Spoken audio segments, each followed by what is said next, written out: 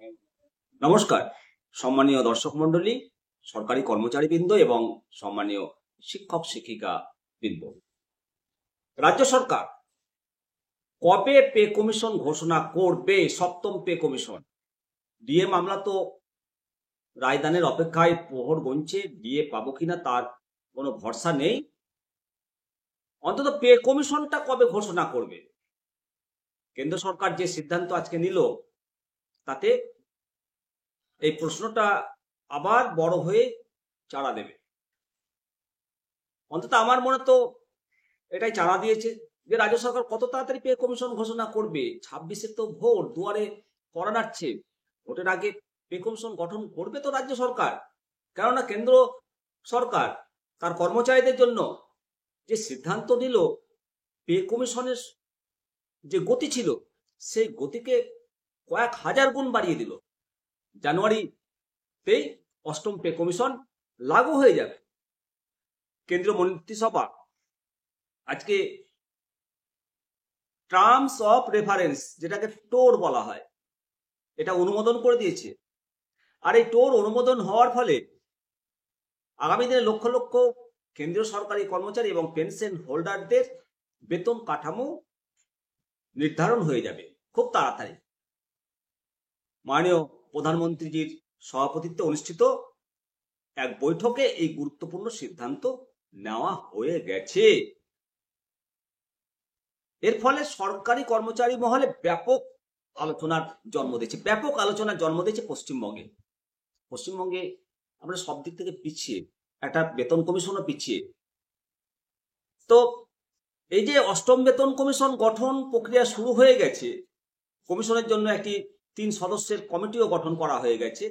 এই কমিটিতে একজন চেয়ারম্যান, একজন পার্ট টাইম সদস্য, একজন সদস্য সচিব থাকবেন। এই কমিটি আগামী দিনে কেন্দ্রীয় সরকারি কর্মচারীদের বেতন ভাতা এবং অন্যান্য সুবিধা সংক্রান্ত যাবতীয় বিষয়গুলো তারা নির্ধারণ করবেন, তারা খতিয়ে দেখবেন, তারা সরকারের কাছে সুপারিশ করবেন। টার্মস অফ রেফারেন্স টোর এর যে মূল বিষয়গুলো অত্যন্ত গুরুত্বপূর্ণ বিষয়, এখানে অনেক গুরুত্বপূর্ণ বিষয় অন্তর্ভুক্ত করা হচ্ছে, যেগুলোর উপর ভিত্তি করে কমিশন তার সুপারিশ তৈরি করবে। তার কিছু উল্লেখযোগ্য বিষয় হলো দেশের আর্থিক পরিস্থিতি এবং সরকারের রাজস্ব এবং ফিসকাল পরিস্থিতি, এগুলো পুঙ্খানুপুঙ্খ বিচার করবে এই টোর। সম্পদের পর্যালোচনা করবে, সুপারিশ করার সময় সরকারের হাতে পর্যাপ্ত সম্পদ রয়েছে কিনা সেই বিষয়টি পর্যালোচনা করা হয়। বেসরকারি ক্ষেত্রের সঙ্গে তুলনা করবে। কেন্দ্র এবং পাবলিক সেক্টর যেটা undertaking, central public sector undertaking এবং প্রাইভেট সেক্টরের কর্মচারীদের বেতন কাঠামো এবং সুযোগ সুবিধা, এগুলো তুলনা করবে এবং একটা সামঞ্জস্যপূর্ণ বেতন কাঠামো তৈরি করা হবে। পেনশন স্কিম, আনকন্ট্রিবিউটরি পেনশন স্কিম নিয়ে ব্যাপক আলোচনা হয়েছে, যা অবসরপ্রাপ্ত কর্মীদের জন্য একটা বড় উদ্বেগের বিষয়। এই যে টোর গঠন করা হয়েছে, এর ফলে রাজ্যগুলোর ওপর প্রভাব পড়বে।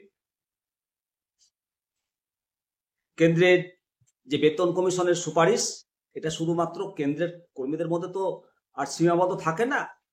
বিভিন্ন রাজ্য সরকারগুলো কেন্দ্রীয় বেতন কমিশনের সুপারিশ তারা অনুসরণ করে এবং নতুন বেতন কাঠামো চালু করে দেয়। সেই জন্য অষ্টম বেতন কমিশনের সুপারিশ রাজ্যগুলোর আর্থিক পরিস্থিতির ওপর কি প্রভাব ফেলবে সেই বিষয়টিও অত্যন্ত গুরুত্ব সহকারে বিবেচনা করা হবে। এটা একটা অত্যন্ত গুরুত্বপূর্ণ দিক, কারণ এর উপর রাজ্যগুলোর আর্থিক স্থিতিশীলতা অনেকাংশে নির্ভর করে। কমিশনকে তার সম্পূর্ণ রিপোর্ট সরকারের কাছে জমা দেওয়ার জন্য 18 মাসের সময় দেওয়া হয়েছে। তবে প্রয়োজন মনে করলে এর আগে একটা ইন্টেরিয়াম রিপোর্ট কমিশন জমা দিতে পারে। সবচেয়ে যেটা গুরুত্বপূর্ণ বিষয় যে এই বেতন কমিশনের সুপারিশ 1 জানুয়ারি 2026 থেকে কার্যকর হবে বলে জানানো হয়েছে। এর ফলে কর্মীরা সেই তারিখ থেকে নতুন বেতন কাঠামোর সুযোগ সুবিধা পাবেন বলে আশা করা যাচ্ছে। সবই ঠিক রয়েছে, কিন্তু আমরা কবে পাবো এই প্রশ্ন আমাদের কবে উত্তর দেবে সেই অপেক্ষায় রাজ্যের সমস্ত সরকারি কর্মচারী এবং শিক্ষক শিক্ষিকারা পথ চেয়ে রইলাম। ভালো থাকবেন, অবশ্যই আপনাদের মতামত জানাবেন। জয় হিন্দ, জয় ভারত।